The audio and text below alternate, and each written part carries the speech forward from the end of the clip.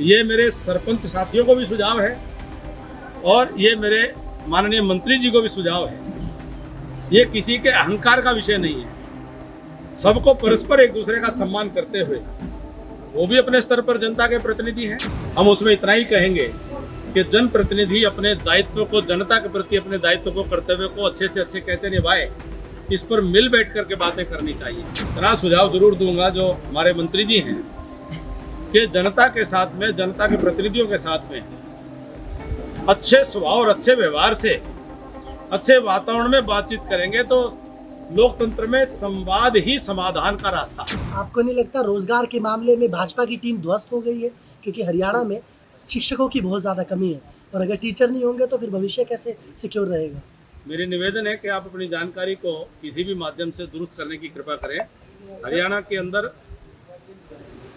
High court के अंदर affidavit पर हरियाणा सरकार ये समर्पित कर चुकी है कि हमारे यहाँ शिक्षकों की कोई कमी नहीं है। जो रूटीन में रिटायर होते हैं उनके बदले में नई रिक्रूटमेंट होती है और जो पिछले सरकारों के किए हुए गलत फैसलों के कारण से जिन शिक्षकों की नौकरी जा सकती थी, क्योंकि हमारे यहाँ शिक्षकों की वैकेंसी नहीं थी, सरकार ने अतिरिक्त वैकेंसी उनके क्रिएट करके मुख्यमंत्री मनोहर लाल जी उनकी नौकरी को बचाने का काम किया है। कैप्टन साहब, आपने बताया मंच के माध्यम से कि 2014 में औरों को मौका दे, एक कर ले। हाँ जी कैप्टन साहब, आपने सरपंचों पर लाठीचार्ज हुआ है सर, सरपंचों पर लाठीचार्ज हुआ है सर। सवाल क्या है?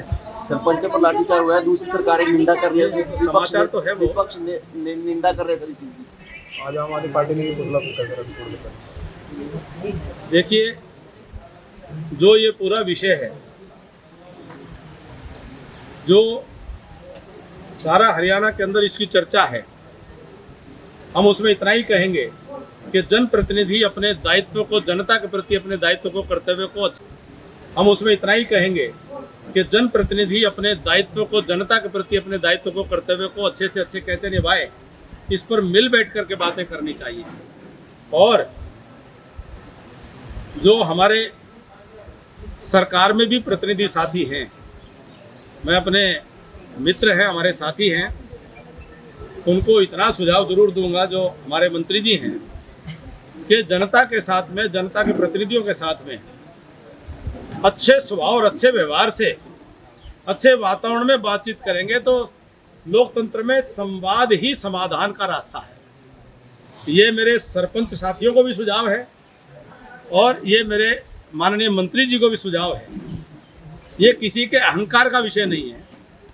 सबको परस्पर एक दूसरे का सम्मान करते हुए, वो भी अपने स्तर पर जनता के प्रतिनिधि हैं और अगर उनकी कोई बात है तो उसको अच्छे वातावरण में सुना जाए, एक अच्छी परंपरा के साथ में वातावरण में बातचीत हो।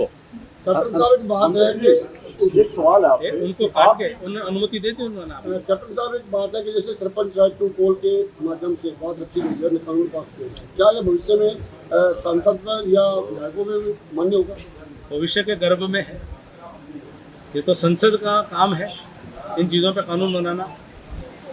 कैप्टन साहब, आप भी प्रदेश के वित्त मंत्री रहे हैं, उस समय प्रदेश में कितना कर्ज था, कितना घाटा बजट का था, अब ये क्यों बढ़ रहा है? आपने यहाँ उपस्थित थे, आपने मेरी परिचर्चा में मेरे संबोधन को सुना, आप उसको सुन लेते तो आपको पता चल जाता कि हरियाणा के पिछले 8 वर्षों में वित्त प्रबंधन पिछली सरकारों की तुलना में कहीं ज़्यादा बेहतर हुआ है और पहले से ज़्यादा बेहतर स्थिति में है। और मैं निवेदन करूंगा विपक्ष के साथियों को कि अभी बजट के ऊपर विधानसभा में मुख्यमंत्री जी ने लंबी चर्चा का समय दिया है। विपक्ष के साथी जो भी उनकी समझ बुद्धि है, वह विधानसभा के पटल में जनता के प्रतिनिधि के तौर पर वह अपनी बातें रखें, सवाल करें मुख्यमंत्री जी से। सर ऐसा कैसे? पूरी बात जी सर, सवाल करें वो मुख्यमंत्री जी से, सरकार से सवाल पूछे और उन सवालों के जवाब को सुनने के लिए भी बैठे।